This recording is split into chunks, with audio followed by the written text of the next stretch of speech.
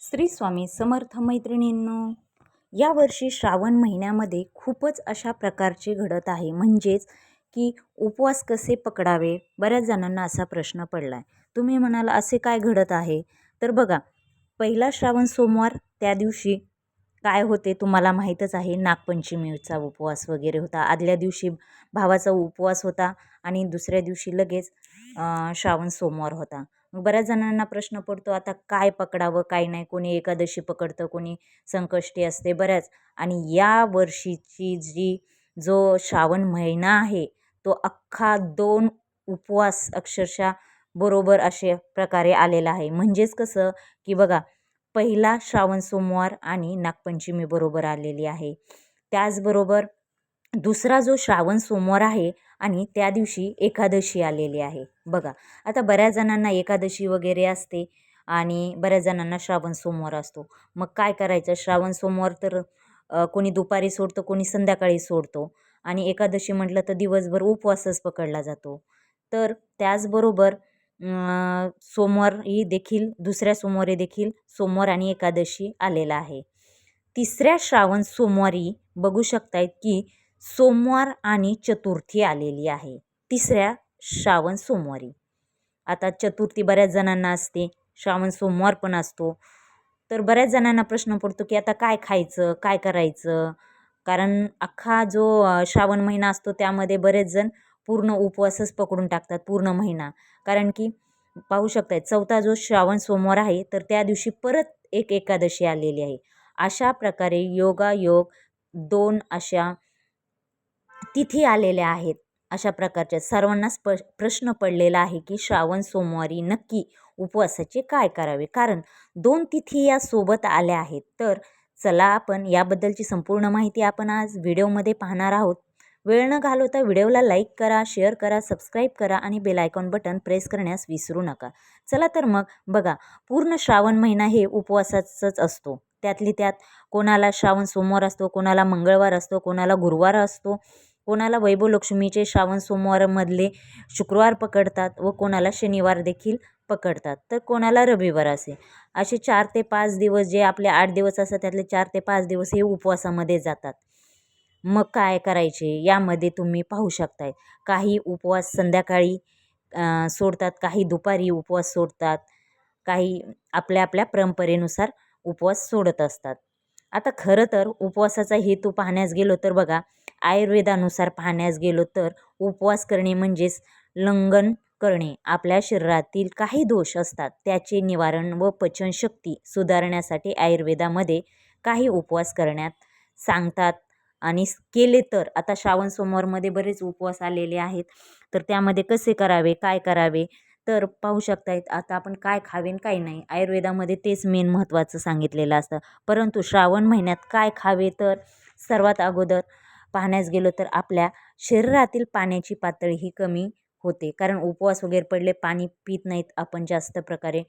भरपूर पाणी आपल्याला या श्रावणामध्ये आपल्याला भरपूर अगोदर पाणी प्यायचे आहेत.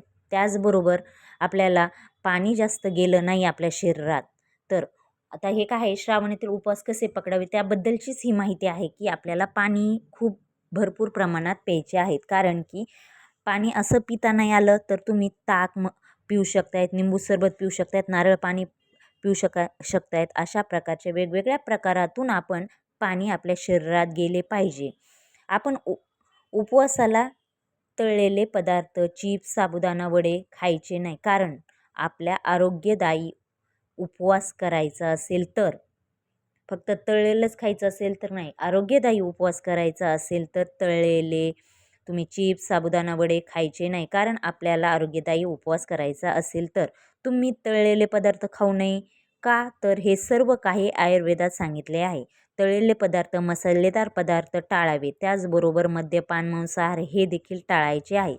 तुम्ही उपवासाला काय खायचे? आता हे आपल्याला श्रावण उपवास आहेत आणि काय खायचे काय नाही, आपल्या शरीराला थोडीफार विश्रांती द्यावी, पचनशक्ती चांगली व्हावी. कारण की हे जे श्रावण सोमवार आहेत तर ते खूप प्रमाणात आपल्याला उपवासच आहे. मग काय खायचा हा प्रश्न बऱ्याच जणांना पडतो आणि साबुदाणा खाऊन, तळलेले पदार्थ खाऊन आपली तब्येत बिघडते. मग काय खावे? तर पाहू शकतायत, आयुर्वेदानुसार पाहण्यासच गेलो तर बघा तुम्ही फळे खाऊ शकतायत घरी. उपवासाला फळाहार खाऊ शकताय. त्याच्यामध्ये तुम्ही दूध घ्या, राजगिऱ्याचा लाडू घ्या, शेंगदाण्याचा लाडू खाऊ शकतायत. या उपवासापेक्षा आता तुम्ही म्हणाल की उपवास हा खूप महत्त्वाचा आहे, परंतु उपवासापेक्षा श्रद्धा खूप महत्त्वाची असते. कारण तुम्हाला जर काही आजार असेल, काही गोळ्या चालू असेल आणि तुम्ही उपवास करताय, बिलकुल चालणार नाही. अजिबात उपवास करू नका. आपल्या शरीराच्या तब्येतीपेक्षा उपवास काहीही महत्त्वाचा नाही, परंतु श्रद्धा खूप महत्त्वाची. मनातून तुम्ही करा, सर्व काही आपल्याला भेटतं. तर तुम्ही तुमची चांगली तब्येत वगैरे असेल तर तुम्ही फळे खाऊ शकता. फळामध्ये केळी, डाळिंब, पपई अशा प्रकारे तुम्ही फळे खाऊ शकता. ताक, दही खाऊ शकता, पिऊ शकतायत, खाऊ शकतायत. साखर साखर जास्त प्रमाणात खाऊ नका उपवासामध्ये. अशा प्रकारे आपण जे उपवासाचे फळे वगैरे तुम्ही या दिवसामध्ये खाऊ शकता. जास्त गोड खाऊ नका. आपल्याला उपवासामध्ये काही गोष्टी टाळायच्या आहेत. त्यामध्ये सामान्यतः कडधान्य खायचे नाहीत. उपवास सोडण्याची वेळ तर तुम्हाला माहिती आहे, काही ठिकाणी दुपारीच उपवास सोडतात, काही ठिकाणी संध्याकाळी उपवास सोडतात, काही ठिकाणी पूर्ण दिवस उपवास पकडतात. अशा प्रकारे आपल्याला या श्रावणातील उपवास कसे करावे याबद्दलची जी माहिती आहे, त्यामध्ये तुम्ही जास्त एक वेळेस तुम्ही साबुदाणा खाऊ शकताय, परंतु 2-3 टाईम असं साबुदाणा खाऊ नका. फळे वगैरे खा, राजगिऱ्याचा लाडू खाऊ शकताय, दही, ताक, तूप, ताक हे पिऊ शकतायत, लिंबू सरबत पिऊ शकतात. अशा प्रकारचा आहार तुम्हाला श्रावणातील उपवासात करायचा आहे. अशा प्रकारे आपण उपवासातले काय काय खायचं आहे, तळलेले पदार्थ खायचे नाहीत. फक्त तुम्ही हे शेंगदाण्याचे लाडू वगैरे या गोष्टी तुम्ही खाऊ शकतायत. अशा प्रकारचा आजचा जो व्हिडिओ कसा वाटला तो नक्की कमेंट्समध्ये नक्की सांगा. आपल्या चॅनलला नक्की लाईक करा, शेअर करा, सबस्क्राईब करा आणि बेल आयकॉन बटन प्रेस करण्यास विसरू नका. कॉमेंट्समध्ये नक्की लिहा. श्री स्वामी समर्थ, श्री स्वामी समर्थ.